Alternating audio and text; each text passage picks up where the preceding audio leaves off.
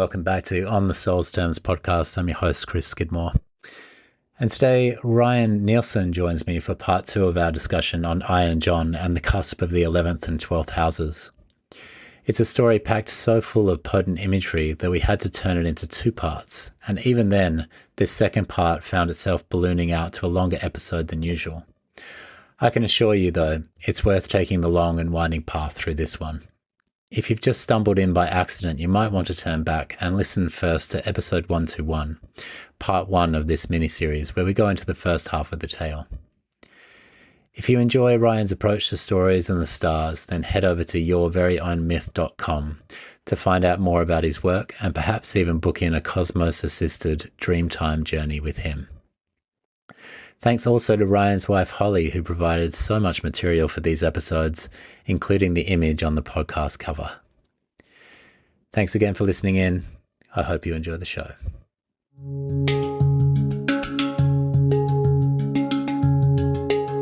Ryan, welcome back. Already back to the show. Thank you, Chris. And so we're back for part 2. The desire for part 1 was to do it as a single episode, which was ambitious, overly ambitious by the looks of things. And I'm so glad we didn't attempt to just kind of, we did attempt, I did attempt to get the episode encapsulating this whole tale, but in the end, I've found that we've found this spot in the story to pause, this pivotal point that you were so good at pointing out, that had an element of an authority, an internal authority that the boy who's now becoming maybe adolescent or even man at this point, moving into adulthood in a way, has declared that the field flowers won't do, and he wants the wildflowers. And the authority of the gardener, he's able to push against that with his own sense of what makes sense. And so this is the point in the tale where we are right now, and a point where we can now, as we're starting sort of the second half or the second part, second chapter, the second book of our exploration of this tale, we can actually look back now and have a feel for like, okay, so where have we been and what really stands out, and what draws us of the images, and where would we like to revisit before we head off into the second part.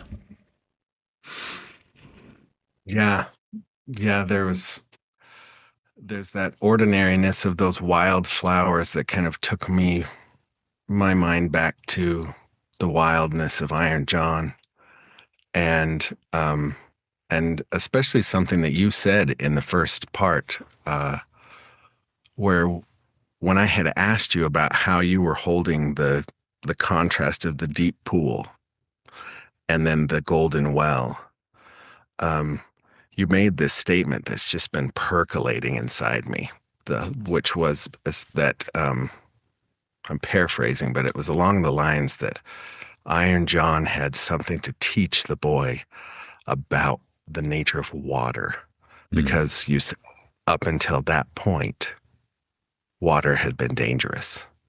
And so that was what you were pointing. Is that an accurate reframe? Yeah, perfectly reframed.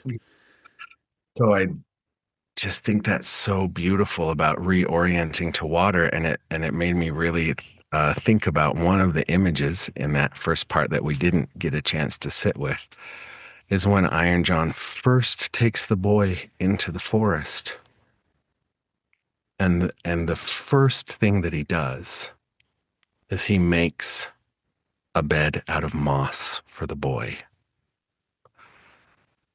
And this really brought to me the counterpoint between our Aller Lyra conversation and the tale of Aller Lyra and the tale of Iron John, because with Aller Lyra, she gets to the forest and she immediately goes to sleep in the womb of a tree, right? She goes into a tree. But this, with the young masculine, he's placed on a bed of moss.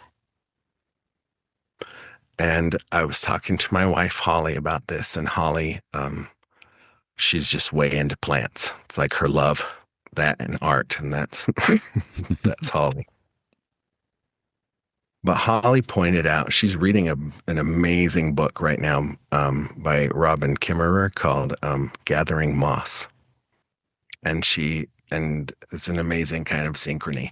But she taught me that trees are actually vascular plants. They have vascular root systems that draw moisture out of the earth to get their nourishment. So they catch light with the leaves, but the water comes out of the earth. So the leaves have evolved in trees so that water drops straight to the earth so that there's that moisture there for the vascular system.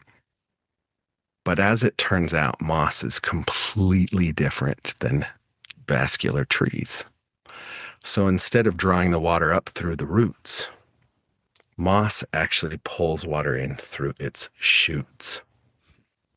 And when we were talking, our first conversation together, I shared how Marion Woodman has an image of the psyche as a plant that has lunar roots and solar shoots. Mm.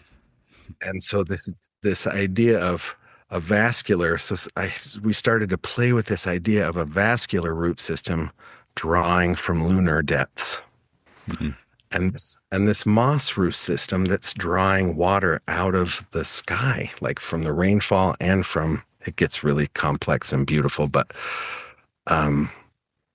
and that the moss, because this is like, it's almost like he's being anointed into this new, it's your comment about the water that made me really drawn to this, because the moss lives in a microclimate, like a little ecosystem that is created between the surface where it's attaching and the atmosphere.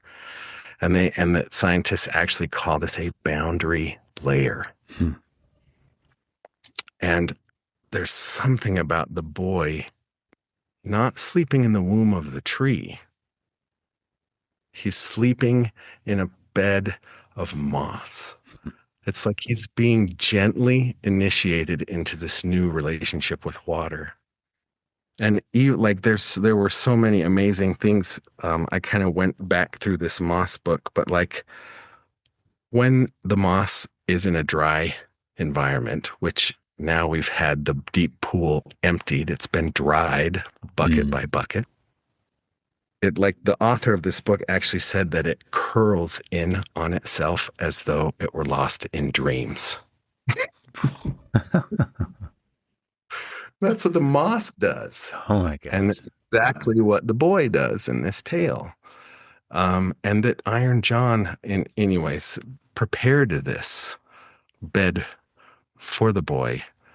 It's just as Allerlyra gets her rest in the womb of a tree, this boy gets on top of this this amazing mini ecosystem that knows how to draw its nourishment from the sky, which is very solar. And all of the gold in this tale, there's just so much solar imagery, and it seems like it's about his capacity to bring in the solar if we're playing with gold that way. Yeah.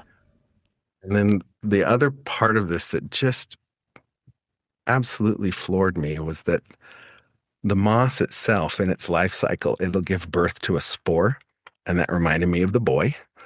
And what this author said is that the spore, if it can find a spot just adjacent to a water source, just like the boy, like you, I believe you said that the boy had to sidle up to the golden well and just look at the water.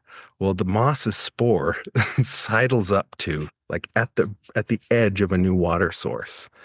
And if it finds one that's just right, then what it will actually do is grow threads into the ground of the new water source, which in the tale, the boy, his hair, when he looks into the water, the threads of his hair tap into that water. And then the moss has this what she calls a wicking capacity to draw the water into itself. And that's totally how I pictured the gold coming up through his hair. So I got such a kick out of the fact there was so much resonance between the actual like science of moss and the themes were that like that idea of moss is this middle place that is preparing him for a new relationship. So much so that she even writes this beautiful phrase where she says, moss has a covenant with change. Mm. And because of its relationship to water. And then at the end of the chapter, she summarizes all of her thoughts by saying that she hopes to be able to make a covenant with change and to let go of the need to resist and to allow the unfolding and the becoming. Wow. So you think about moss. I mean, who would have thunk? But it blew my mind. It was so beautiful. It's just incredible imagery, and it makes me want to invite us all to take a moment of sort of being in that first moment. The wild man's just put you down and made you this bed of moss. Come out of the very dryness of this negative Saturn-like kingdom that has drained water and, misused water, misplaced the wild, caged the wild. And then going on this adventure outside of that kingdom and resting on top of this moss, or becoming in communion with the moss that you're lying down on, and remembering the right relationship to water, and remembering something of the gold that's actually absorbed through the air, and absorbing yet again. And this is very Asclepian. This is very much in the dream chamber of the Asclepian temples in the ancient world, and going down to the Abaton and going with the needs of the body and the needs of the soul, and getting horizontal and getting one with the earth. What are we doing every night when we sleep? We're getting horizontal. We're basically hugging the earth, or being embedded again in earth's rhythms, forgetting our forgetfulness in a sense, and entering this vivid, vast dreamscape of which we remember only fragments. When we awake into the 12th house, we bring with us only just the fragments of the reality of the night world.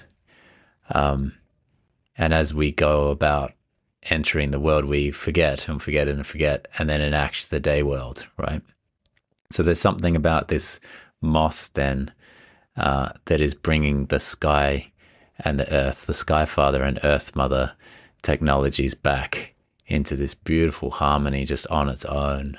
And then that image that you give us of so if the moss is the wild man and the spore is the boy, then we have to ask the question at this point, is the wild man the true father of this boy, right? Is the boy, is his orphanage really the palace, right?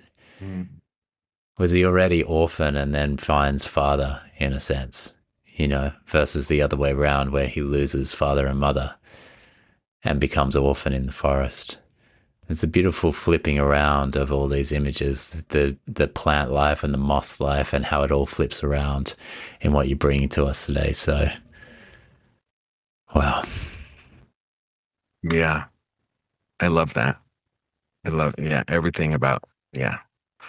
And I also love kind of bringing in just where we are at the cusp of the 11th and the 12th in your podcast right now. That's where we are. And there's something about this moss imagery that really invites me to this awareness of the full axis of 11 to 5 and 12 to 6. to play with it that way. It's like if you want the solar shoot of the 11th house of community to thrive, then you need to nourish the lunar root of the fifth. Like we can think of the night world, as you just said, as the lunar roots, right? And that would be houses 1 through 6, maybe. I like Yeah. to play with it. Yeah. And so that radiant creative authenticity of the fifth house is, you have to nurture that if you're going to experience a mature community in the 11th. And then with the 6th to the 12th, it's like there's something about nurturing that integrating day-to-day mentoring work of the 6th house that is absolutely essential to your ability to experience the 12th house in a grounded way.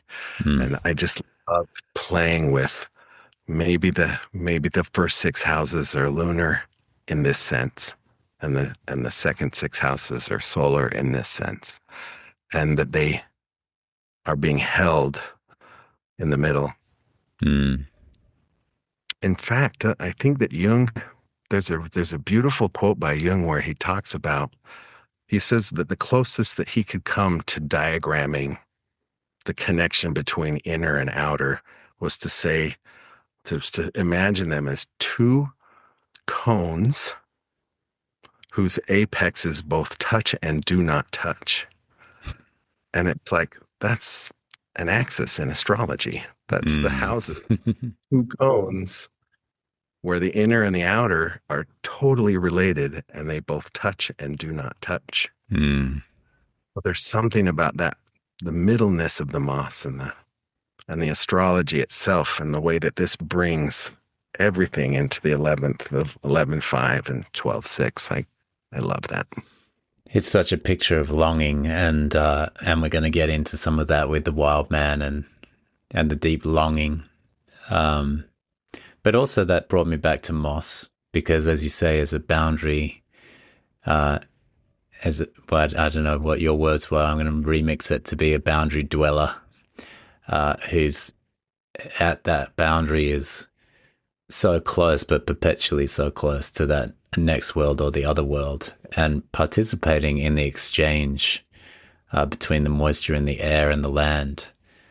It actually flips things around and sees the air as moisture rather than the lower world. It looks to the upper world for the moisture, which to me is very Aquarian imagery of the water bearer. Well, not the water bearer. I mean, it is called the water bearer, but it's more like an ambrosia. So we do get that the cup bearer of Aquarius is pouring ambrosia, golden ambrosia. I think there's a real misnomer when we say water bearer rather than cup bearer, because the cup has water coming down. That's the aqua in Aquarius, but then the myths tell us more of the honeyed ambrosia, the sweet nectar, the honey, all these golden images actually, and the rays of the sun and the rays of light and what have you that are there to be received. Yeah. It's also bringing me to the moment in the sky right now. And I think this episode so I'm just going to name what's happening in the sky right now, because this episode feels like it's going to speak from those things, where we have Saturn. Saturn is the dryness, in a sense, right? Or can be. It's like cold and dry. And it's meeting the watery Neptune, the oceanic Neptune. So those two are in the sky right now. And we have this meeting point in this story around that dryness and the wateriness. And it's at 0 degrees of Aries that they've met. So the very first moment of the zodiac, essentially, the shoot, the spring, is meeting there. And at the other side of Aries, about to, wander out of Aries, is Chiron, who's also going to be an important figure in our story today. So just presencing those, that at the beginning of Aries, we have Saturn and Neptune, where Saturn maybe is attempting to soak up some of that Neptunian water and come back to life in a sense. And Neptune is looking to, rather than flood and overwhelm, to find ways to be contained, and to be contained well, almost to be captured.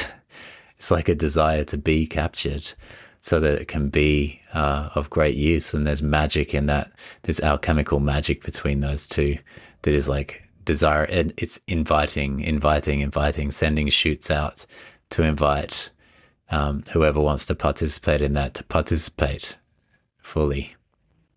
And I'm sorry to keep geeking out on the moss. One Geek last out. thing. This is astonishing, like in light of what you just said. What the leaves, what the shoots and branches of the moss actually do is form cups, little cups that because of its capacity to, it's like evolved to interact with the electricity in the water, so it holds the water in a very unconventional way. It holds it upside down so that it can prolong the nourishment from it. How's that for Saturn and Oh Neptune? my God. Wow. Wow. Yeah. There's so much in this moss. There's so I much know. imagery in this moss. This one thing. Thanks, Holly. Oh, thank you, Holly. Wonderful.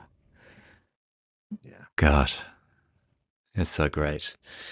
So yeah, we have that. We have these images really coming together here. I especially like that it's in Aries, and I feel like there's so much to discuss about Aries itself as we go. So maybe we'll do that. I mean, I think we've given enough of a recap. We know that we know from this story what's happened so far is essentially something in the forest, something in the dark forest, was devouring the huntsmen and the dogs that were heading out there. And this devouring force, they discovered, was at the bottom of sort of a murky, what we saw as quite a murky pool of water. And it's down at the bottom of that water that they discover that there's a wild man down there. So, and they discover that by bucketing out the water, drying things up, and discovering the rusty. I think there's the rust as well, which is interesting. That there's this rusty wild man, which is like, rust is an interesting image when it comes to water as well, isn't it? Well, I just hadn't thought about, strangely enough, I hadn't I mean, for me, that's the bridge to Aries with them, just with iron as the metal. Hmm. Mars, and it's rusted. Hmm. It's, but that's what comes through for me. Yeah. I see it vividly. I mean, I almost see him having like flaking Hmm. rust falling. Yeah. Yeah. And to experience your own skin in that way might be an invitation to experience your skin as rusty. Yeah. So anyway, they pull him, they bind him, they bind him, and there's some really. I want to get into it later of the Dionysian imagery, but we'll get there. They bind him and they pull him, and they put him in the middle of the courtyard. The courtyard, better than courtyard, is to think of it as the courtyard. So he's in court, and he's in the middle of the court, middle of the polis, middle of the 11th house.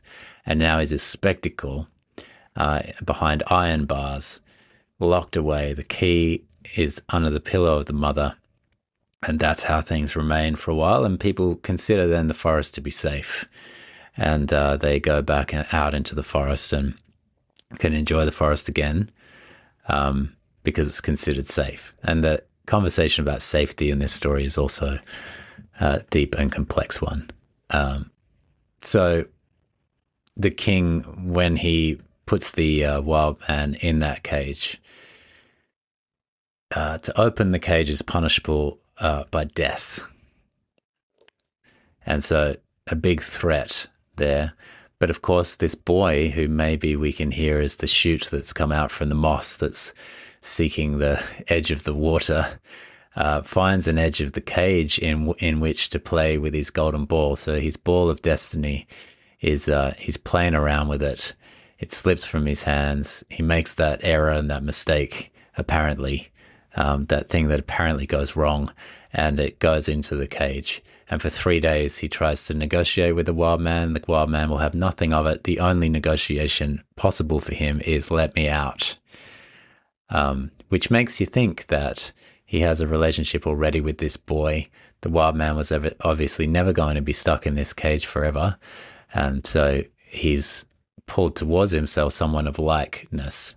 There's something like that going on between him and the boy. Someone of likeness is being pulled towards him. The ball flows in there, rolls in there. He's told he has to go and get that key from under mother's pillow, which he does. He steals the key. He, with great difficulty, opens the cage, injures himself opening the cage, and then the wild man gets out, starts to move off, and the boy panics, ultimately. He goes into a state of deep fear, shut down, panic, and begs to be taken away from this place where it's punishable by death when we let the wild man out. So the wild man has the boy on his shoulders, this image of the two of them heading off into the forest, which is one that really sticks with me. Puts him down makes him the bed of moss. Something in that connection to the moss we've discussed just now. And then he's given a task, and the task is to sit by the well, make sure nothing goes in there. But of course, first his finger goes, then one strand of hair, then all his hair. And each time it's a big shame process. He's trying to say, no, I didn't do it, even though he did, because he's scared and he doesn't want people to know that he did what he did. And then solemnly, wild man sees that he's not going to be able to do this task out here. He's not ready yet, sends him into the world. And that's where he has to sort of go through his trials. He becomes the helper to the cook. He does the carry water, chop wood, carry water routine. He also has to rake the ashes, the cinders, which we didn't spend a lot of time on, but could spend another 4 hours right there just with the ashes. We won't. Then takes on the gardening. He's recognized by the princess, and then he stands up to his own authority figure, in a sense, the gardener, who says, don't bring her those wildflowers, bring her the field flowers. But he knows in his heart and his soul, he has a deep knowing in his bones that it's the wildflowers that he should be taking up there, not. So he doesn't listen so obediently. He's starting to listen instead to something internal, some kind of a deeper knowing. Something's awakening in him and something's changing. And one place that I didn't spend time with, which is at this pivotal point as we begin part 2 here, is that the princess asks him to take off his hat, and he holds down his hat with all that he can. She tries to take it off. He says no. And she gives him the gold coins, and he leaves and gives them away. And that happens 3 times. And the third time, it just happens the same. So usually the third time something different happens. And this time, the third time, no. So he's insisting that he's not going to show the gold. She's saying show the gold. And doesn't happen. It doesn't resolve. So there's an unresolved tension point between the two of them that is, and then she tries to give gold, and the gold gets given away. It happens 3 times exactly the same. And so that's where we actually open up from that moment of it happening 3 times, but not changing.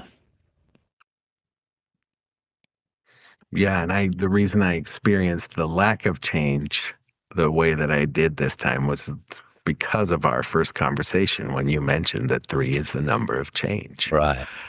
And so I was really, that was like, oh, this Yeah. is new. Yeah. This dude is really standing his ground right now. It's like, this is where I am right now. It's the first time, isn't it, like on so many levels in this scene where you can feel like he's like insistent on that. He's clear. Yeah, something is clarifying. It's like I said, for me, it's that ordinary. It's like him saying, "This is ordinary me." Yeah. It's embracing that ordinariness. He's not interested in the gold that she's given him. He's not taking the hat off, and he's going to give her the wildflowers. Yeah. And it's really interesting. There's like no change. No change. And when the number 3 shows up again very soon in the tale, lots of change. Mm. So Yeah, and then so it's something like the unresolved. It's like I had Beo Gonzalez on the show, and we had a show all about the unresolved note.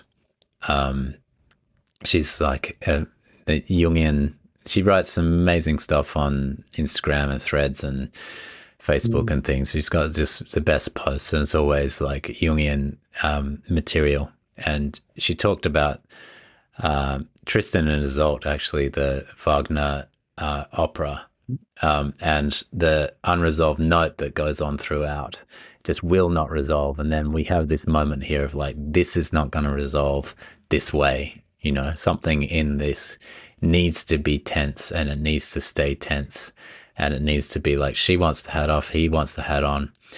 It's a black and white situation, and it cannot change yet. Yeah. Yeah. And yeah, what comes up for me there, and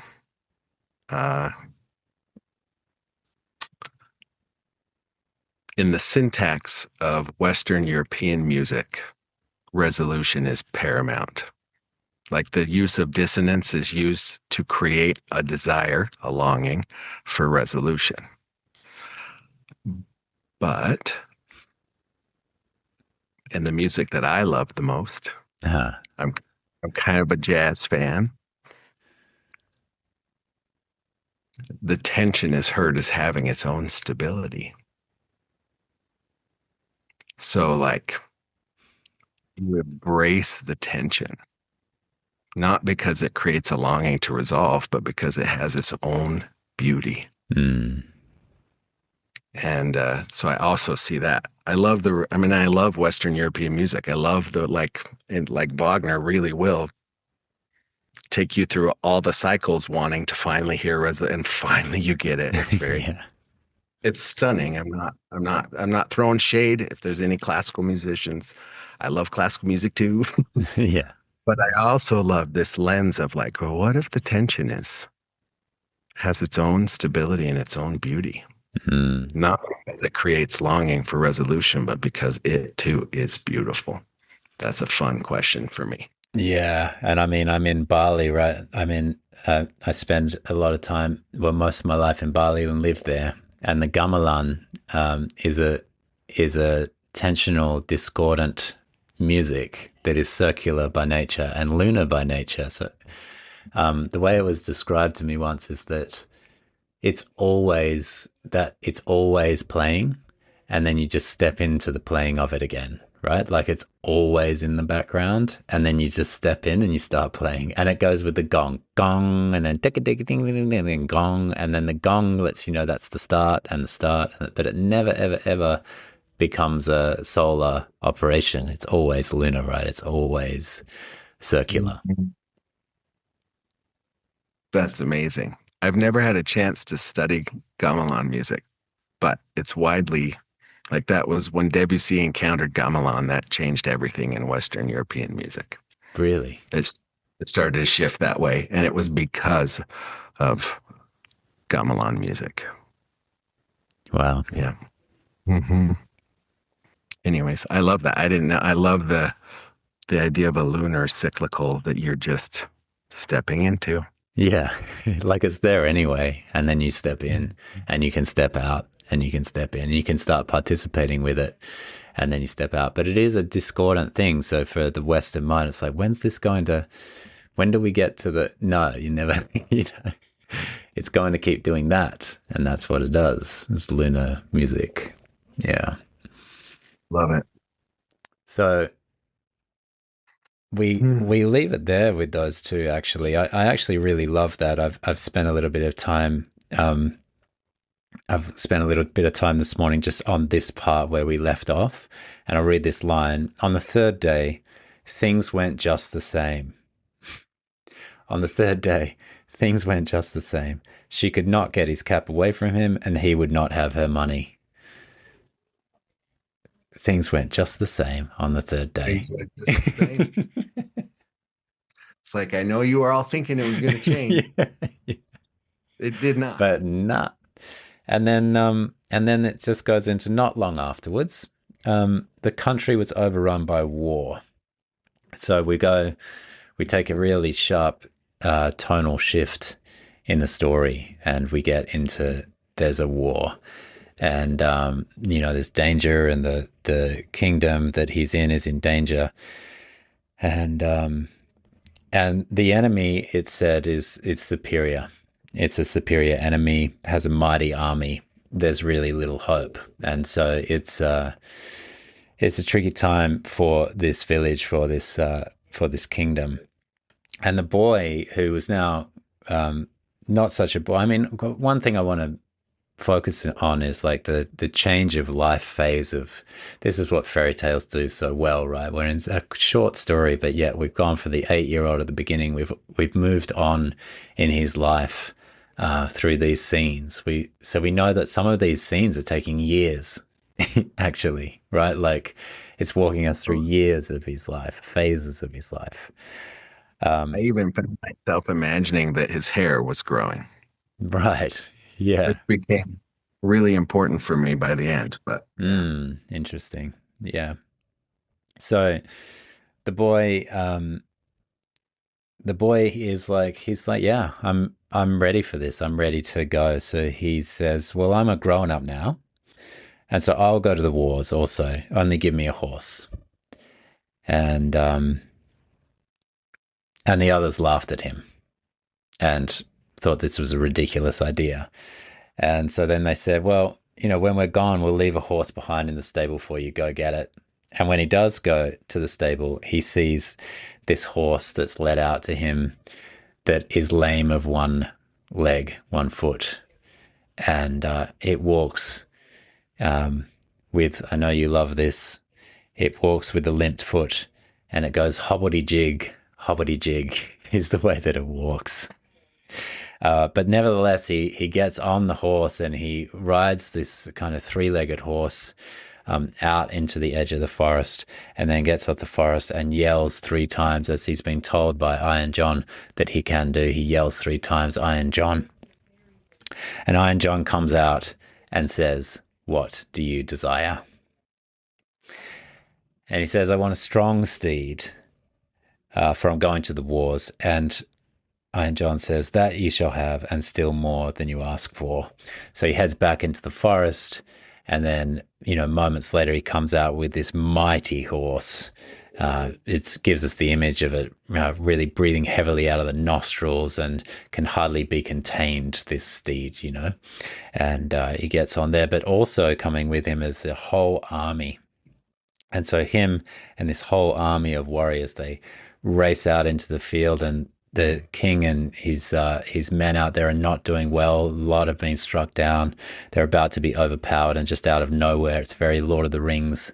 When Gandalf comes in, he just comes storming in and just clears away the whole area, and he tracks them all down and he kills all those men, and he basically wins the war from them. And then once that's done, he goes back out into the forest and calls Iron John 3 times. And Iron John comes out and says, what do you desire? And he says, take your horse back, and give me my 3-legged horse again. And all of that was done for him. And then when he returned back to the palace on his hobblety-jig horse, and then the king, when he gets back to the palace, is met by his daughter, and his daughter wishes him joy of the victory, congratulations. And he actually says, well, I'm actually not the one who carried away the victory, but a strange knight who came to my assistance with his soldiers. And the daughter inquired, very inquisitive about this. She's got a real intuition about who that could possibly be, and she asks about him. But the king says, "I don't know.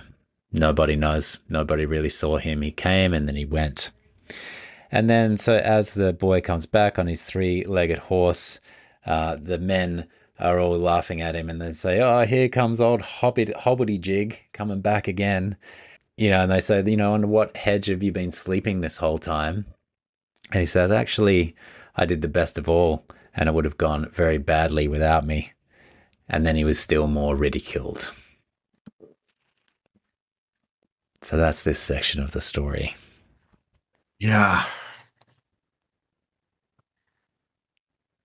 You know what's coming forward for me right now is one of my favorite things about the way that Liz Green writes is she has an amazing capacity to grant the person whose chart she's reading sovereignty and responsibility for where they are. And she does such an amazing job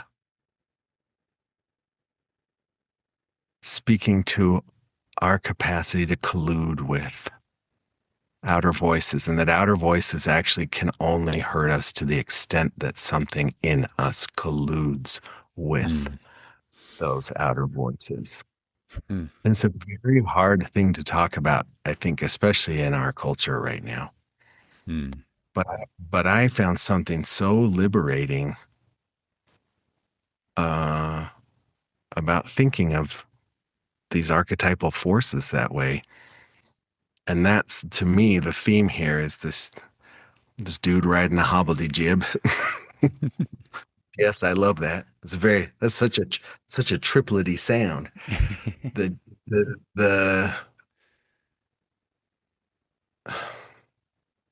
they ridicule him for volunteering to go to war. They ridicule him for coming back. They ridicule and even when he kind of owns that he had a part to play and it would have gone a lot worse without him, they ridicule him again. And it's like all of these outer voices ridiculing someone who just risked everything. I think that's really interesting. And it really brings to this is a continuation of the theme of when he says no to the gardener. Now he has the opportunity to say, no, I will not collude with the entire court. He's continuing to grow in his capacity to no longer collude with the outer structures that are trying to harm him. Or maybe they're not trying to harm him. Maybe they're in on the process, but either way, it's crucial to me that he finds this way to not collude with that. There's something that's happened since he's got in his golden hair and put his cap on, where he's in a beautiful process of containing the gold and giving it time and not getting external validation and not getting, everything he's doing right now since he's been with the wild man,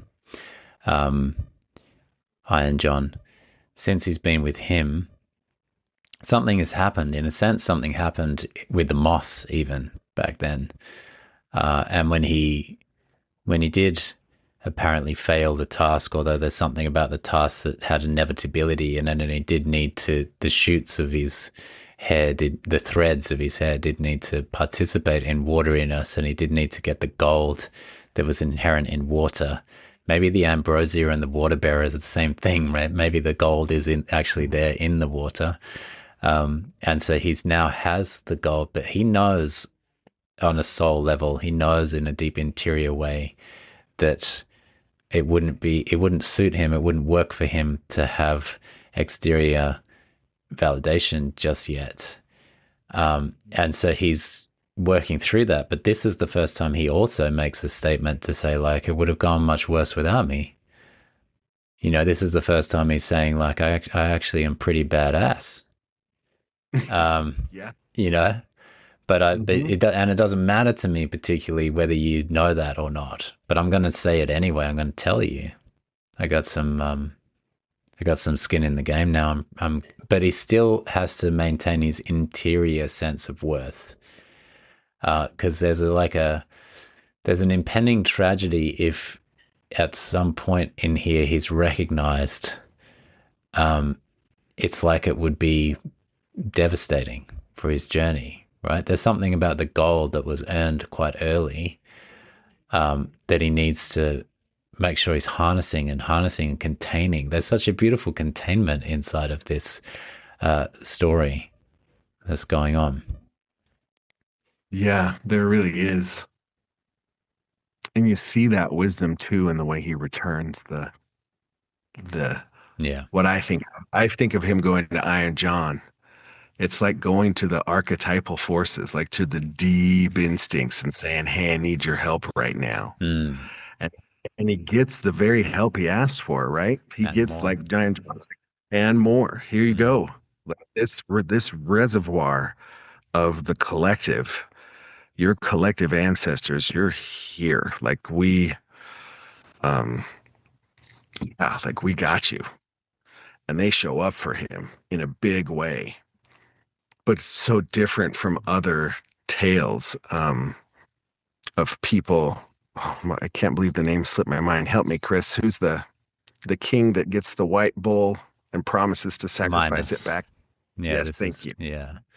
Right? There's this the minus thing of like, I'm going to sacrifice. I promise I'll sacrifice this white bull to you. Just give me the sign. And he's given the help from the archetypal waters in that case, but in a very earthy bull and lunar white bull. Yeah. And um, but then he tries to trick it so that he can have the glory. This boy is a very different character from that. Mm. This boy says, he goes back, and this was poignant to me. He says, please take back your horse. Mm. And this is your and your men, and give me back my hobblety jib. Fuck, that's so good. And yeah, and it's that potency of relating to the archetypal without identifying with it. Oh my This is God. beautiful depictions of that I've read. Yeah, that's so well said. And it's, yeah, so there's a wisdom that's sort of gently growing inside of this boy that, yeah, King Minos does not have that. He wants the glory. And that's what leads to the Minotaur, the labyrinth, the chaos, the splits, the loss of his daughter, the loss of everything, He loses everything in that one move. Because yeah, I actually really love that scene because Poseidon, who's the oceanic force, right? The Neptune in astrological language, has given as you say, the lunar bull, the white bull, the Venusian, the Aphrodite. There's a lot that we could say about bulls for a long time. Gives that and then says, now sacrifice it back to me. And he tries to trick the god. He tries to trick the ocean. He tries to trick the unconscious by sacrificing a different bull. And maybe this will do. Yeah, that's another horror. It's like, don't do it, man. Yeah, please. I'm watching through my fingers. Yeah. But the temptation and the lure and the it's like a siren. It's like the power, right? And bulls also have that component to them, like wealth and power and the symbols of wealth and power. And the lure of that, the seductive. This is where there's so much seduction in that. And Minos is weak. He's powerful externally, but weak internally. And this boy is showing you the opposite frame. He's powerful internally, but he's happy to show you his three-legged hobblety jig. That's right. He's okay with the ridicule. it's such a beautiful turn of Saturnian consciousness as well, because these ones doing the ridiculing, these are interior characters, aren't they? We all know them. We all know the one that's like, who are you to do that? And look at you, you're injured and you're wounded. But if we follow Jungian logic here, we're all wounded. We all have what they call as the inferior function, which of the four functions is the fourth leg, the fourth wounded leg. And yeah, and we're all walking around on three legs, And most of us are just trying to pull people to our superior function and hide the inferior function, right? As a four-legged animal will do, favoring these other three. And Marie-Louise von France writes about this, like we'd do anything to get people off the scent of our weakness, to just get them off the scent of that fourth function.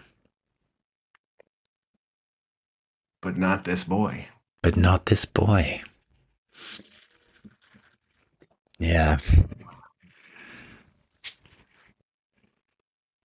Yeah, this is my, like, can we pause for just a second? We can.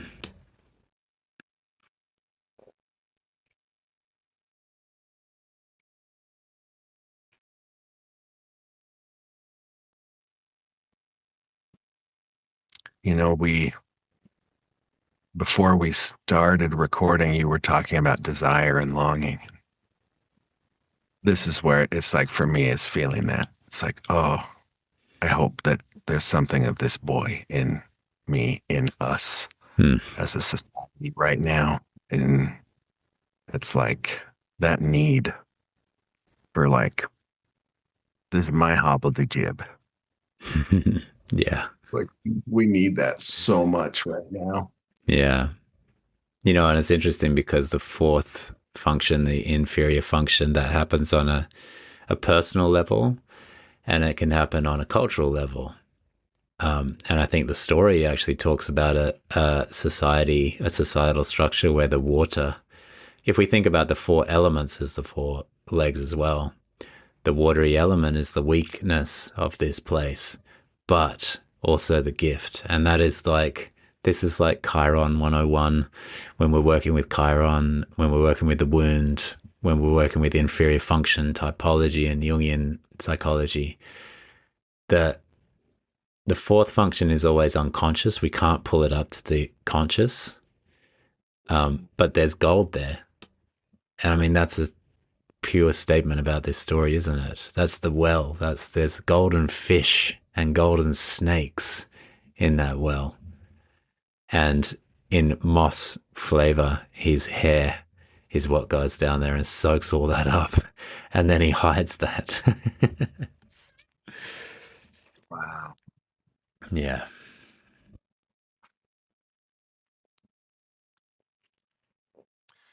Yeah.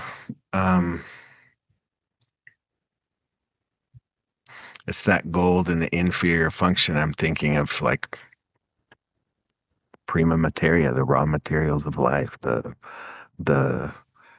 it's the shit of life. It's like, and like when musicians play the blues, they're playing with the shit of life. Like the big I can't remember if I talked about this before, but the big misunderstanding about the blues is that it's sad music because it talks about hard things. Not. And I instantly know if someone understands the blues if they tell me it's sad music. It means they don't. Because what blues does is this amazing alchemical thing of shifting your relationship to that inferior thing. Now you're playing with it. And by virtue of the fact that you're playing with it, there's an alchemical process that starts. And so much so that, just like there are three colors in alchemy, which I know we'll get to shortly, there are three phrases in the form of the blues that you cycle through in a lunar way, over and over, those three phrases over and over and over, as something new unfolds from that raw material. And so there's something in that for me, that Yeah. there's gold in that stuff. Yeah. Yeah. Oh my God. Mm. You're playing with it.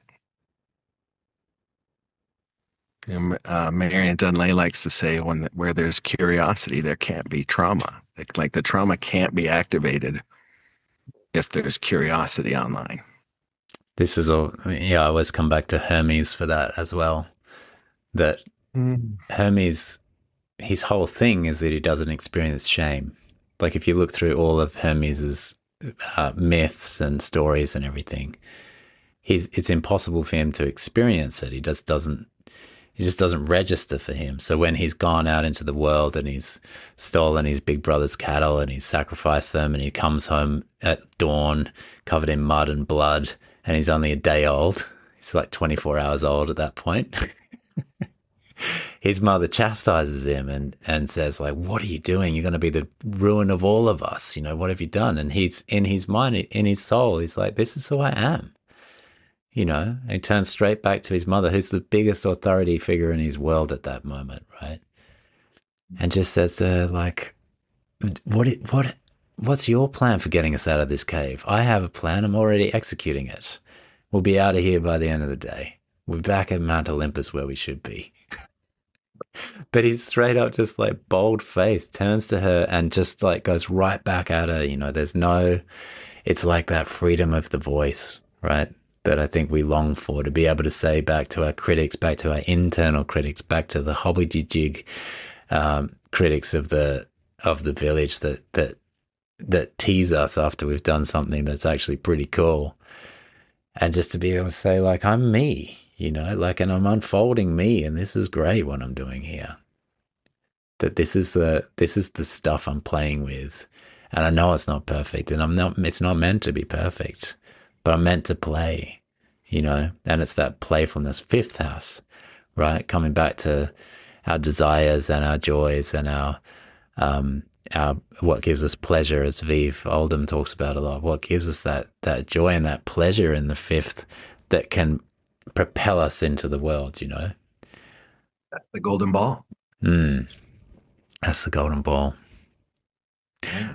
But I'm actually really drawn to, because we're about to go into the next phase of the story, which is coming towards the close, and it's and it is the alchemical colors, but there's something about silver I want to touch first, and there's something about blue, and I think there might be an entirely different alchemical process that starts with blue and the blues and leads to silver.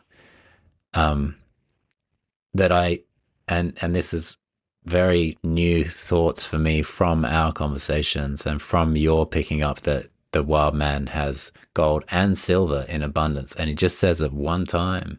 And as you said to me, maybe off air, that it insinuates that there's a silver process missing in the story.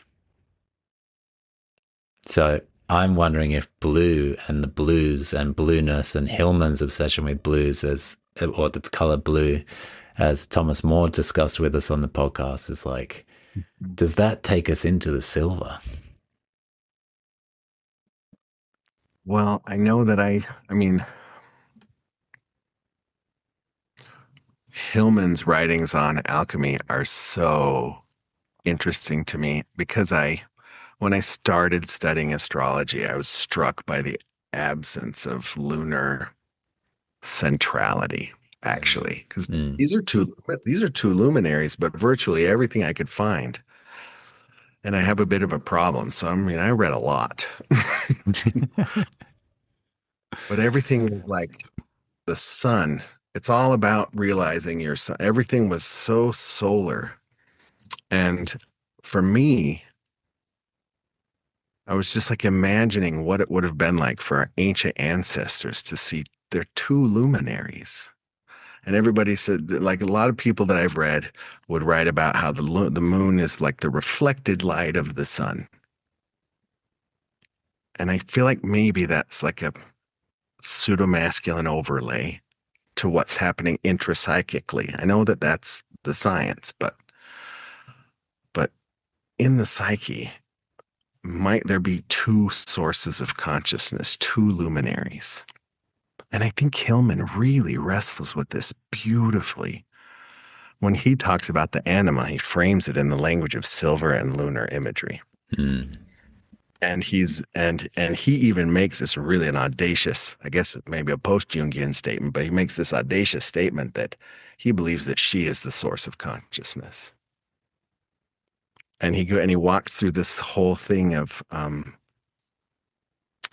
from the psychologist side, he makes this argument by saying that there is such a thing as a diagnosis of depersonalization, where the ego is functioning perfectly well, but there's nothing real behind it. And to Hillman, that's the moon. The moon, there's a lunar disconnect. She's not connected to that sense of being real. And that really lands with me. And the other way that he approaches it is through alchemy. And he points out that alchemically, there is no alchemical gold without alchemical silver.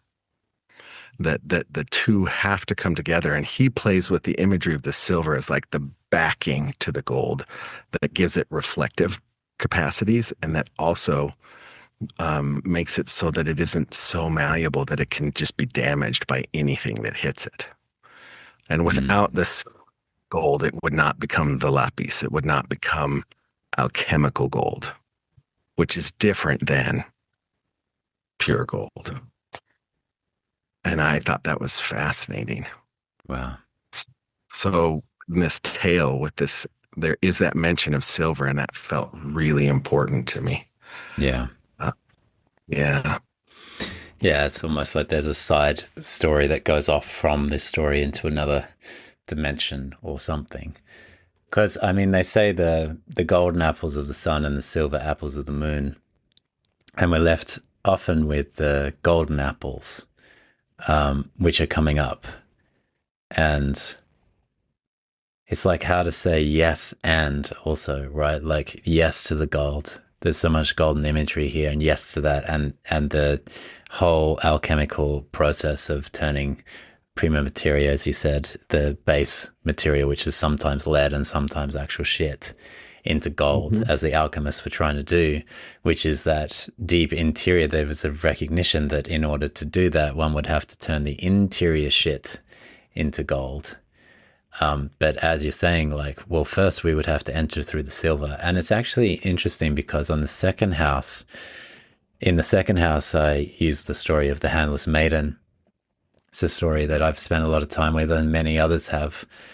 And in the second phase of her story, she's given silver hands. She's given silver hands.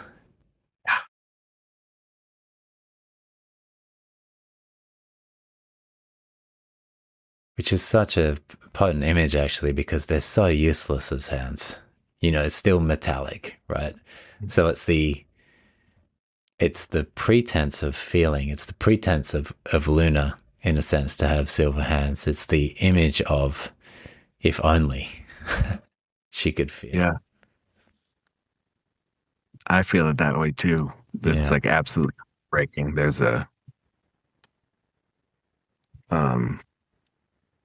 what's actually coming forward to me is that a story that actually happened with my wife. She took a gig as an artist with a company that she felt diametrically opposed to in terms of her values. And she got such bad carpal tunnel she couldn't draw. Oh my God. Like she lived the handless maiden. Wow. And like then a whole process unfolded. And we didn't know about any of this stuff at the time. But when we found the tale of the handless maiden, it was like, oh my goodness. And it's amazing how, but the idea being like she couldn't hold the tools of her craft anymore. She couldn't make marks. She couldn't for more than 30 minutes a day. Wow. And so she had to go through this whole process of getting her hands back, Huh. which she did largely through, interestingly, like she got surgery, but it still wouldn't come. And then she actually, just like the boy in Iron John, she spent years in the garden. Really? Yeah. And she's back, And there's something about that not being able to grasp a hold of reality that's in those silver hands. And then later in the tale, of course, she gets the flesh hands back. But yeah, it is so, there is something heartbreaking in the metallic nature of those hands, Mm. which I kind of feel when Iron John gets the gold on his hand. It's like a similar, like he does everything he can to get it off. And yeah. It's so interesting because you made a slip there and said Iron John got the gold on his hands. And it is a bit like that, the boy and Iron John, like there's like an exchange taking place. And I think what we're tracking is maybe like the true ending of the story or something. I mean, not to say that this isn't the ending of the story coming up, but we will wrestle with it a little. But yeah, it is like that. And it did bring me to the handless maiden when he has a golden finger, because the hands are the feeling function. The hands are how we feel, the water. And now he's got a metallic finger there, even though it is gold, and it's hiding a wound. And that element of, is it the wound or is it the gold? Like he tells the everybody in the palace that he's got a sore head, and that's why he can't take off his cap. Chiron imagery, which, yeah, God, so much to talk about there. But I'm going to go into this next part of the story. So then the king said to his daughter, the king's daughter is someone we could spend a lot of time on, by the way, as a character in all of this. I think there's lots to be explored through her. But anyway, the king says to his daughter, I will proclaim a great feast that shall last for 3 days, and you shall throw a golden apple. Perhaps the unknown man will show himself. So this is the setup here. The princess is going to throw a golden apple. Whoever catches it, they will assume is the knight. And then the youth goes back out into the forest, to the edge of the forest, calls Iron John 3 times. And Iron John, as he always says, is, what do you desire? And he says, that I may catch the king's daughter's golden apple. And he said, it is as safe as if you had it already. It is as safe as if you had it already. And he says, you shall likewise have a suit of red armor for the occasion, and ride on a spirited chestnut horse, which is essentially red armor, red horse. So the day comes, he goes, the princess throws the golden apple, he catches it quite easily, and then runs off, gallops away. And there's a little bit of a tone here that we can hear within Cinderella as well, dancing with the prince, having an amazing time at the ball, running away. And so there's a little bit of that imagery. On the second day, Iron John then gives him a white horse with white armor, and he goes and he catches it and he gallops away yet again. And at this point, the king is getting a bit angry with this. He's like, I don't have like unlimited golden apples here. And he says, that is not allowed. He must appear before me and tell me his name. And he gave the order that if the knight who caught the apple should go away again, if he should run again, they should pursue him. And if he would not come back willingly, they were to cut him down and stab him. Okay. Damn. And so on the third day, he receives a horse that is, and no surprises here, no prize for guessing. It's a black horse, and he gets black armor. And again, he catches the apple, and again, he runs off. Very Cinderella, the third one, and running off again. But then he's pursued by the attendants, and they get so near to him that they wounded his leg with the point of his sword. The youth, nevertheless, he escapes from them, but his horse leaps so violently that the helmet from his head falls off, and all could see the golden hair. And they rode back and announced that to the king.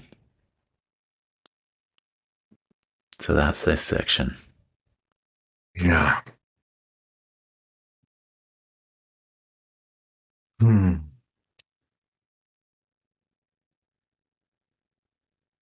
You had mentioned that you found something intriguing in the order and the sequence of the colors. Hmm. I wondered if you would feel comfortable speaking to that. Yeah, so the color scheme in this one is we're going red and then white and then black. And it's exactly reversed of the usual color scheme, which would be the blackening or the kind of dark night of the soul going into that, then the illumination and the separation, and then the red. So we go black, white, then red, and the red is then the integration phase. And this is the opposite of that. And if you read the story, you can see that as well. The story goes red, white, black from the beginning, ultimately, of the boy's journey, where he has his red moment with Iron John, and then he has to do the white of the task of the well, of the sort of purifying task of the well, and then he fails that and has to go to the blackening of heading out into the world, which essentially is like an underworld. And so he goes through this sequence a few times. Then he goes red again with the war. And then he goes white with the golden apples. And then he goes into the black with his black horse. He gets injured on his black horse. So there's this sequence, which is a flipped sequence of alchemy. So I find that interesting. There's something of the reversal continuously happening within this story that I think is a little hint. Yeah. Yeah. I found myself drawn to in the Clarissa Pinkola Estes, The Women Who Run with the Wolves. She talks about the tale of Vasilisa, and there are three knights on a red, white, and black knight with matching horses in that tale as well. Mm. And it's really interesting because, like, this is the character in that tale is being mentored by the Baba Yaga, another wild figure. Mm. And she gets the opportunity to ask the Baba Yaga questions at one point. And she asks about these three knights on the horses that she saw in the forest. And the Baba Yaga goes, she says, well, they basically bring in the sun and the moon and they keep time intact. And then Vasilisa wants to ask a follow-up question, but she has this doll in her pocket that is like the voice of her matrilineal ancestors in the story.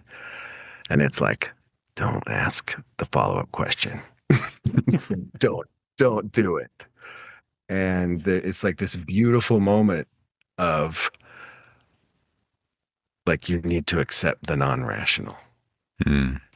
If you move too far into the rational here, but the Baba will kill you, right? It's like this whole process will end, and abruptly that if you don't stay over in this realm of the Baba Yaga, just accept that there are some things you can't know. So I think there's like, I almost feel like a trepidation about talking about these, because it's like, it's a pretty big warning from the Baba Yaga over on that. But I do love the imagery of him speaking that desire to John again. Yeah. And him accessing this archetypal forest again. Mm.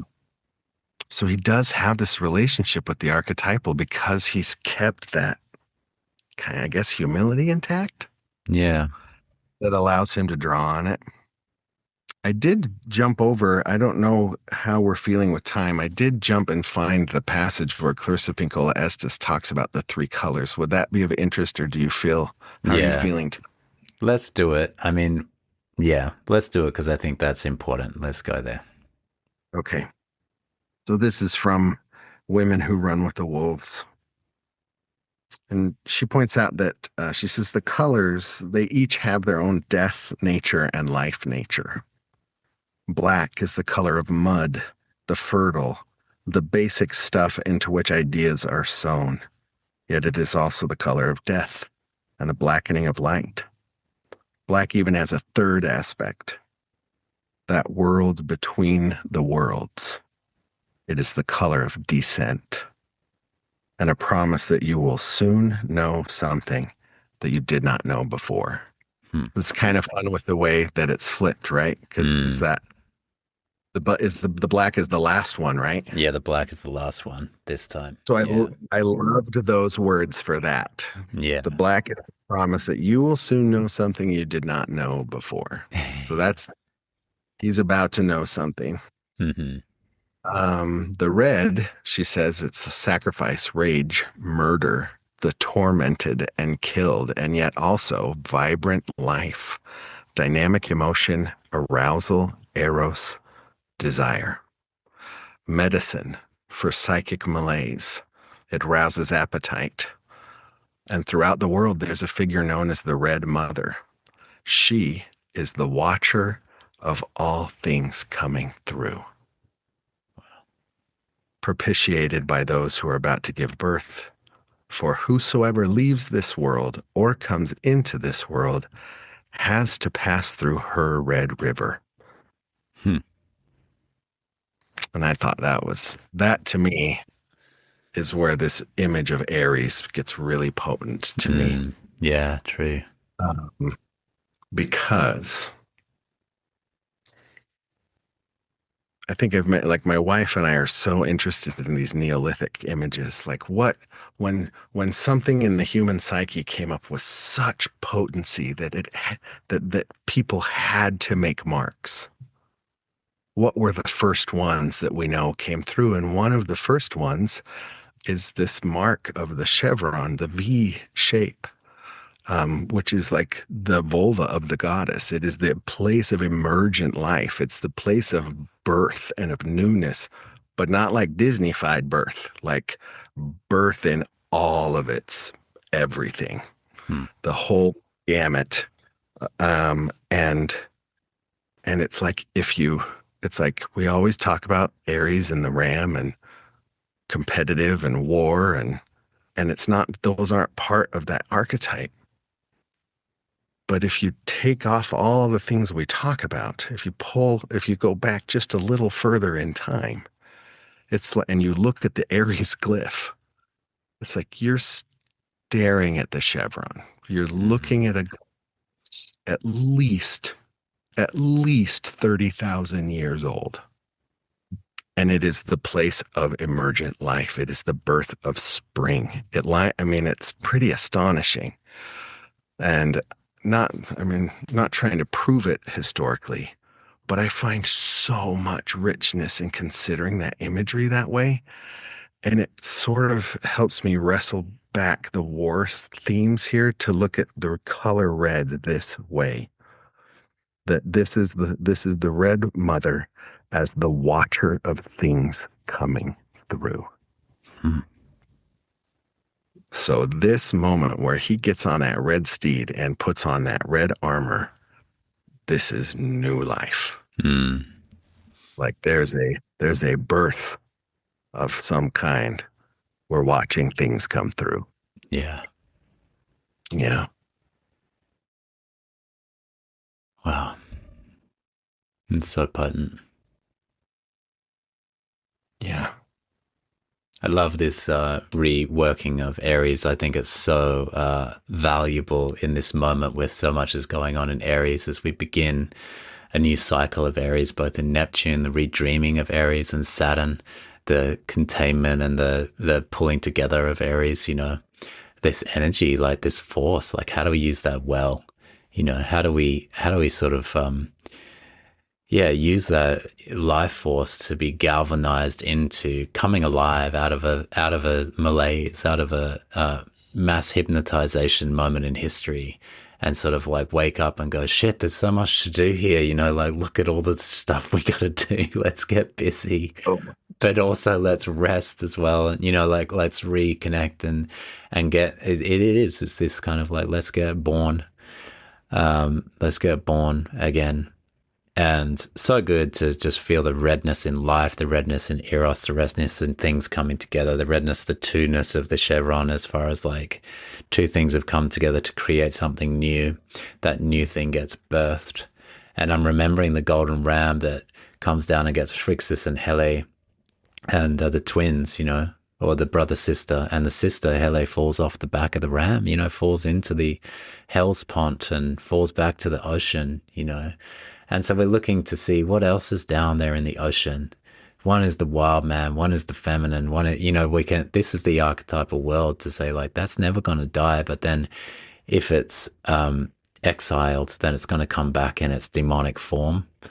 It's going to come back as the way that you don't want to see it. And then to your point earlier, we got to sidle up next to that negative force. We got to play around with that. We got to be with that, like the jazz, like the discord. We got to be with that if we're going to bring it back. And if we're not willing to play, then yeah, we can be devoured by it. We can be overwhelmed by it. We can be in the addictive process. We can, it can cause all sorts of mayhem and havoc until we turn around and start playing, which is at the very center of process-oriented psychotherapy. It's at the very center of craniosacral therapy. It's at the center of everything that I've ever learned in my life, is to go with the disturbing force. Wow. Yeah. That's a pretty heavy statement, Chris. I know, but I was flowing, That's the center of everything you've learned in your life, is to go with the disturbing force. Yeah. Everything valuable that I've learned has been to teach me to go that way, which is not easy, and I don't succeed. Like I fail on the four-legged, three-legged horse many, many times. And that's the point, is to continue to go back to that disturbing force. Because like you said before, the blues, your comments about the blues were so good, because it's not about, it's not to be sad, right? It's to be with the things that are causing you trouble, and to sing them and to give them voice and to go with them and make them beautiful, which is alchemy. Yeah. It's absolutely alchemical. Yeah. And there's something about the translating of it into an ancient language too. It's not just catharsis. Yeah. It's not just, it's like there's the discipline of weaving the total authenticity of what you're feeling into those sounds. And that's the piece of the alchemical and the mythic and that feels really crucial to me. It's not just screaming, although sometimes we need to scream, but it's like, how do I weave my primal scream into these ancient sounds? Jesus. So good. And that is where we can find, I think, something new. When Medusa's head came off and that her two Gorgon sisters began to wail and make this sound of wailing. And Athena, as she was moving away with the head of Medusa and what have you, Athena, Medusa being maybe a shadow side or a component of Athena wisdom and knowing, she stopped and turned the wailing into an instrument. She wanted to take it with her. And she took the sound of wailing of those Gorgons and made it into this particular ancient instrument so that they could remember that sound. Because so much of this story is about grief, isn't it? It's about loss. It's about like, shit, we don't have just a simple solution for that. Like, okay, everybody go out into the wild and stomp their feet, and then we'll be that then. Yeah. There's no solution present for this. There's not an easy path to finding wild consciousness and integrating it back into a kingdom that whose very mentality, the center of the kingdom's mentality, is to eliminate this thing called chance, or called wildness, or called chaos, right? And And even as he integrates that, even as this boy integrates it, the wound, he Yeah. still gets wounded in the thigh. Yeah. He still gets wounded in the place of instinct, of right, like of standing and like it's like it's still there. Mm. It was the fingers with the iron cage, but now it's in the thigh. And it's that wound, that's the Chiron stuff, right? It's just That's not. the Chiron stuff, and that's the wound. That's the place where Dionysus is born from. Um, that is also the Fisher King wound uh, through the troubadour myths of the Middle Ages, the search for the Holy Grail, and the encounter with the wounded Fisher King. And the question we ask the king, that the Parsifal, the fool, asks the king in some versions, is simply, "What ails thee? What ails Mm, thee?" And he says, "I'm thirsty." And so the fool reaches out and takes a cup to give him water, and it's the fucking Holy Grail. that's so beautiful. I don't know if wow, what ails? Just tell me what. What It ails reminds, thee?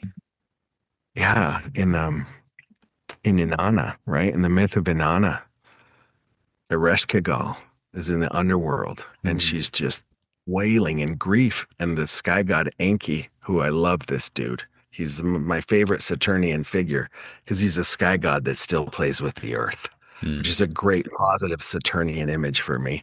And he takes this guck out from under his fingernails and he forms these two creatures and then he sends them down to the underworld with the instructions that all they're supposed to do is when what is she says, if Ereshkigal says, "Ah, my belly is aching," then they're supposed to say, "Your belly is aching."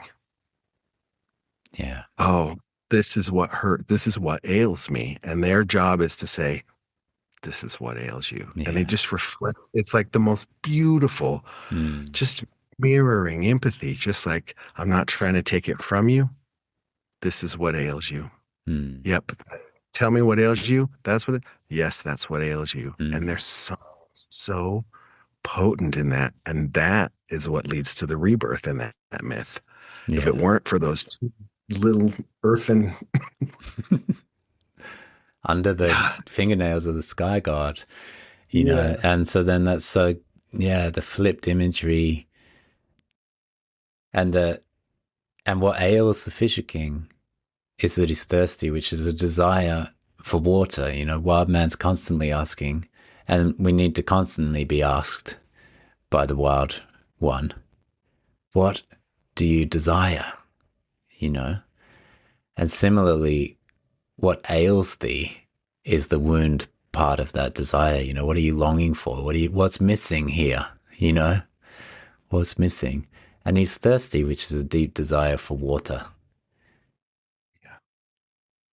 And we get that nod back. It's a very clear nod back for me to the Fisher King, to the wound. And then you get other threads of that. Chiron's wound. Chiron is wounded by an arrow fired by the hero Hercules at the wild centaurs who are causing all sorts of havoc because the jar of Dionysian wine has been opened and it's been locked away, sealed shut for so long that people have forgotten that there's Dionysian wine.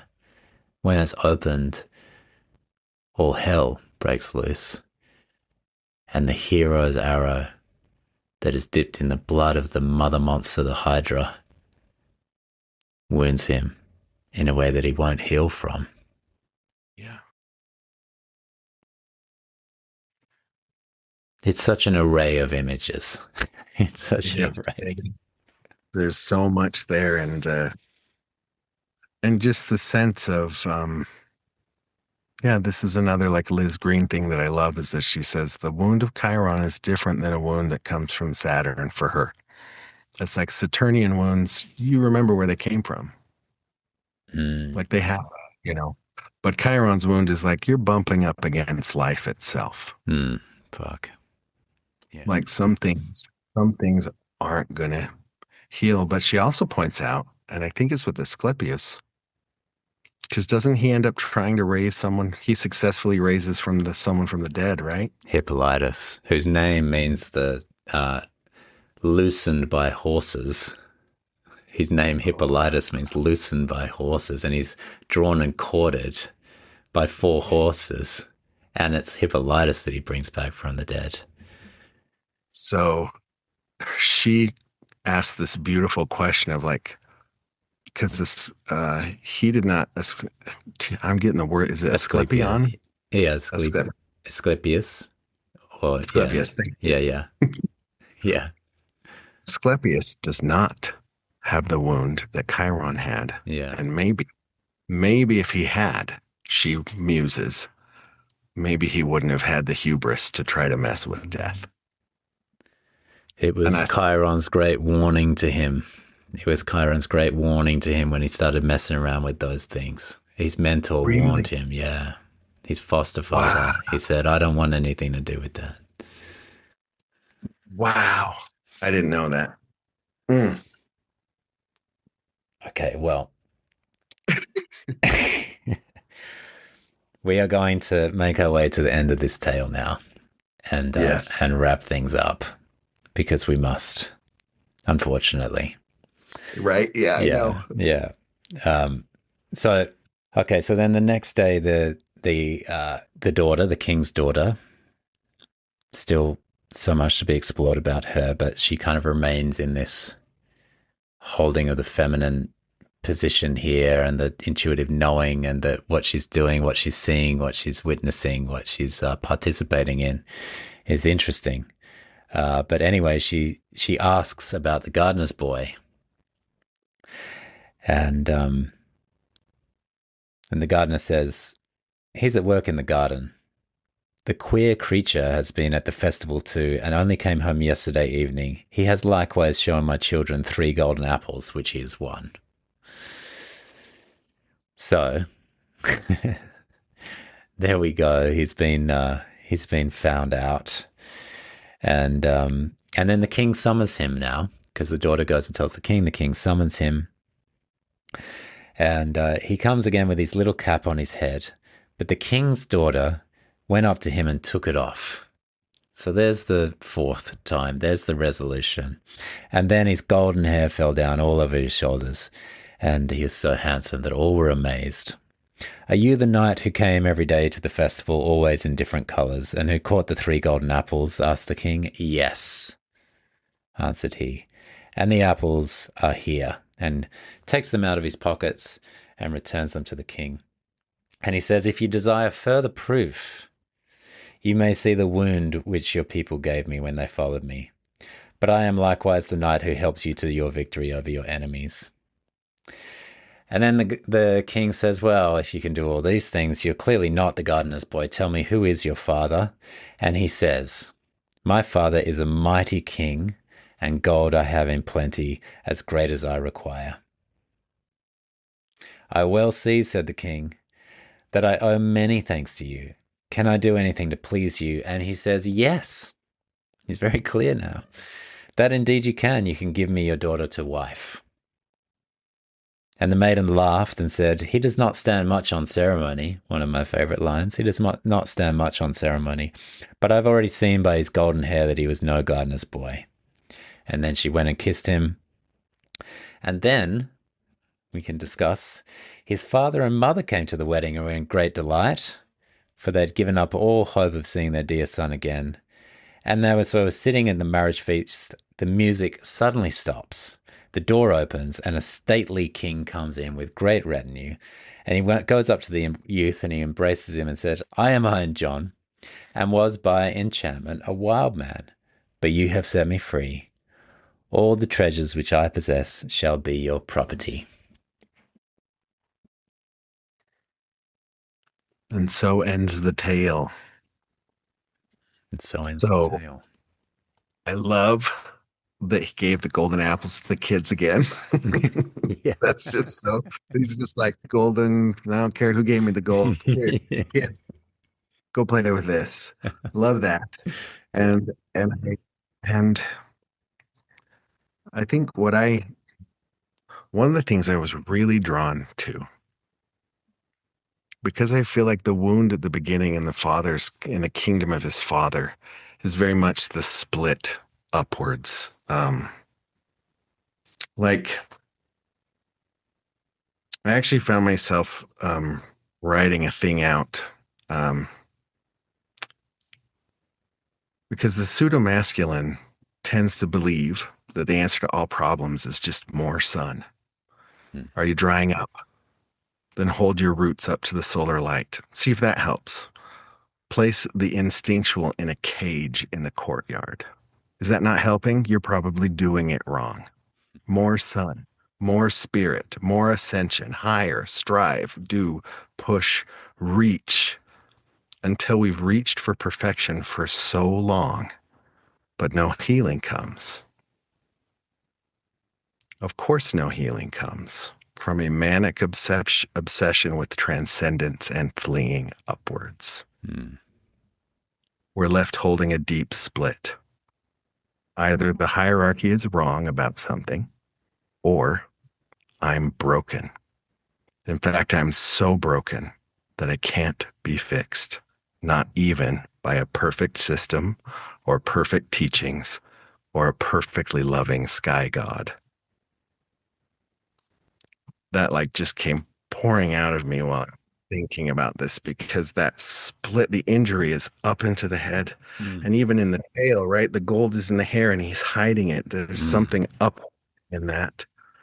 But in this moment, the golden hair falls, and it's the only time the tail uses this word. It falls over the shoulders. It's not the rest of the time it falls on.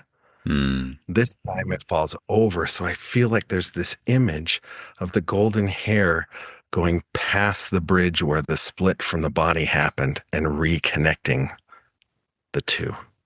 Wow.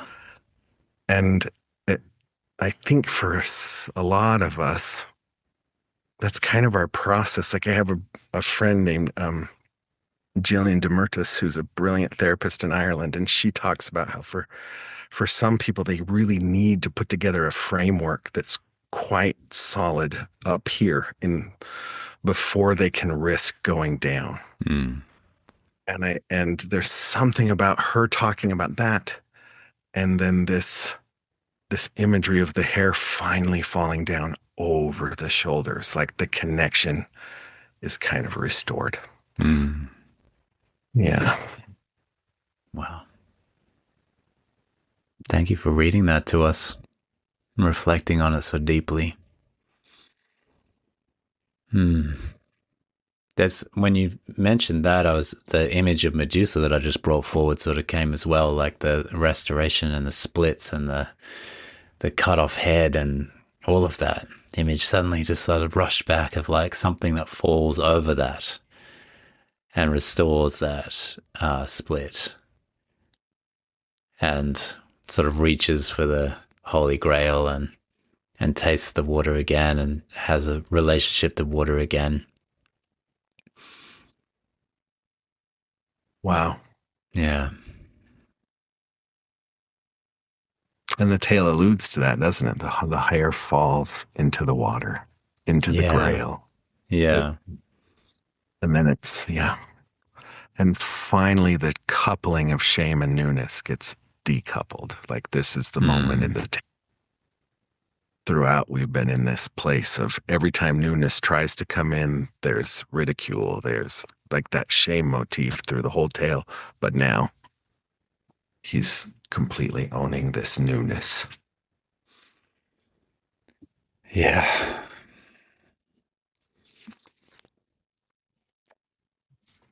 So there's some parts that almost feel like the discord that doesn't let you off with this tale, right? Like in a sense, there's the attempt to resolve by bringing back the mother and father, and then he says he has a mighty father. His father is a mighty king, and gold I have in plenty, as great as I require. That to me speaks to that Iron John is his father, that mighty king that is revealed in the end. I'm a king that was enchanted.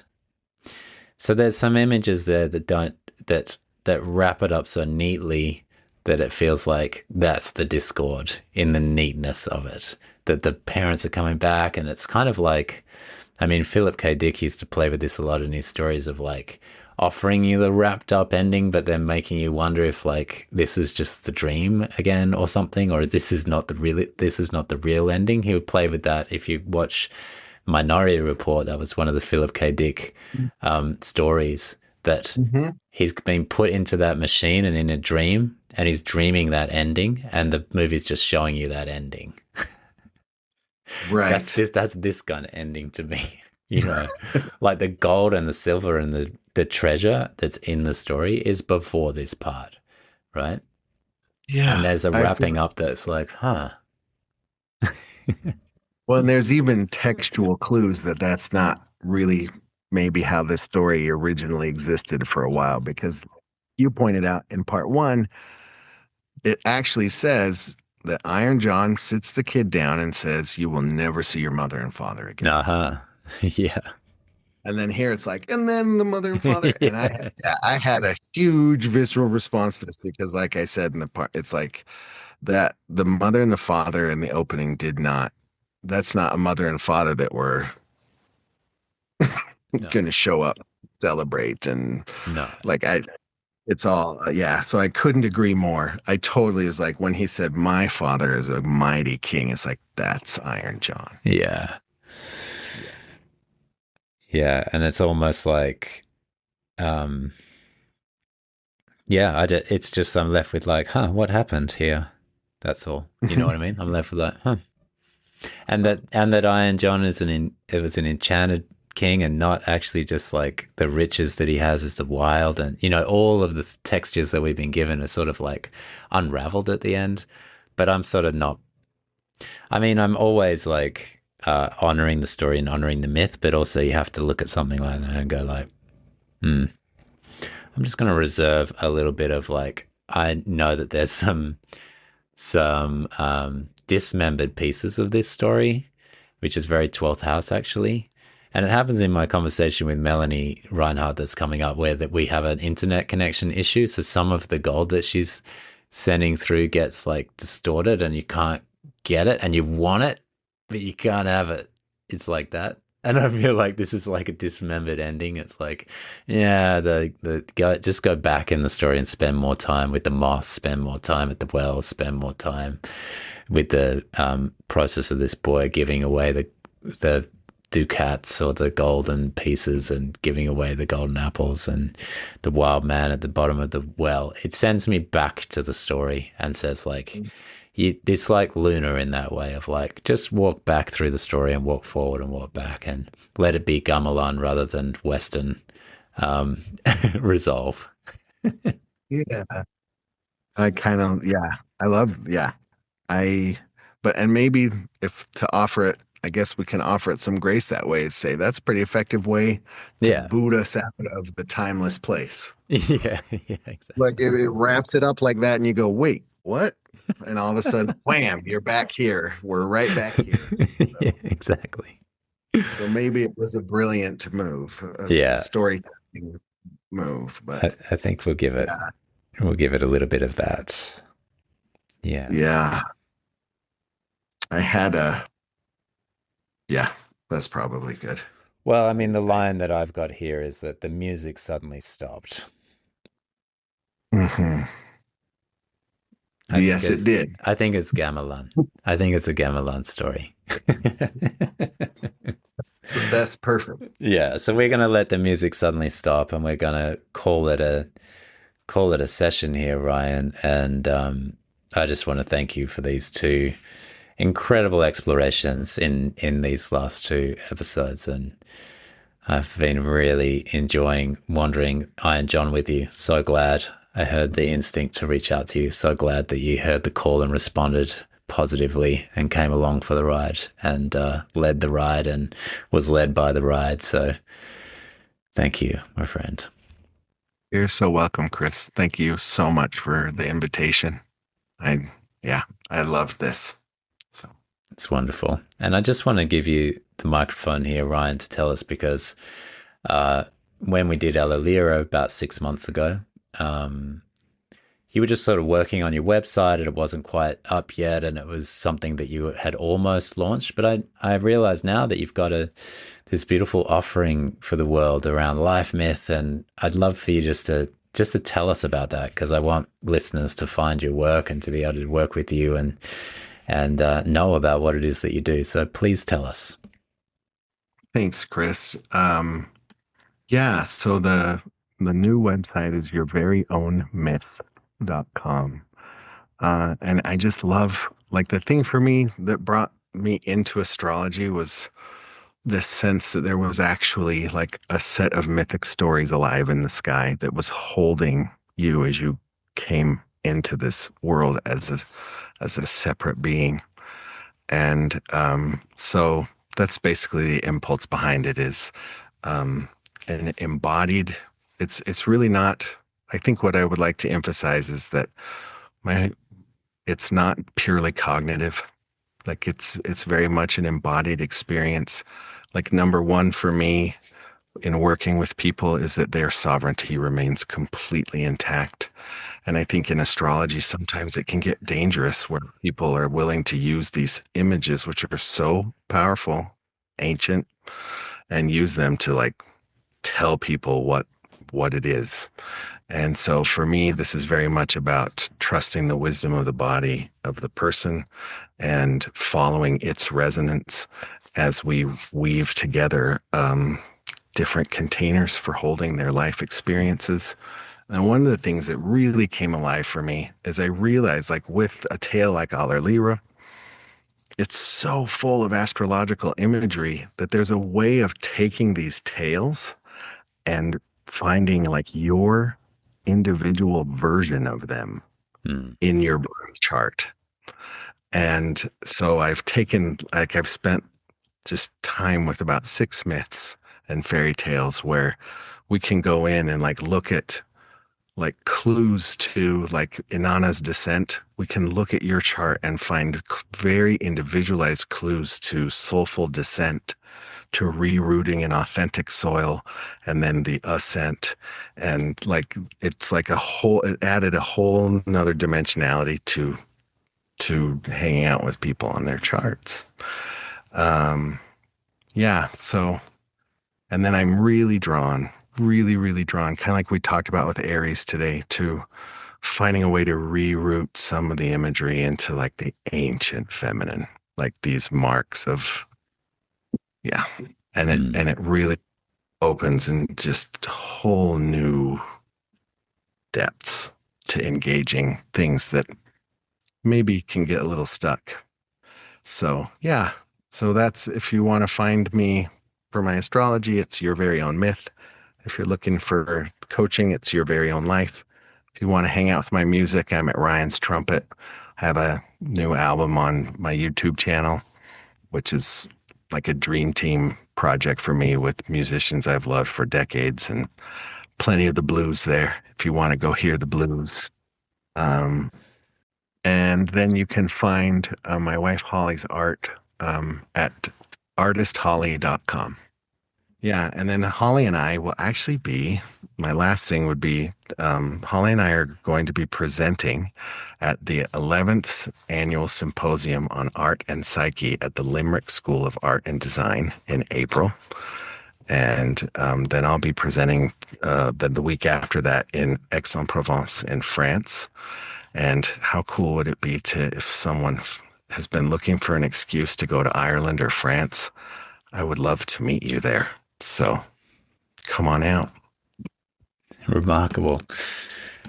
Wow, you've got some really great things going on there, Ryan. All of it sounds incredible. So hopefully listeners can find you and find the many rivers that lead to the ocean of your work. So I hope so.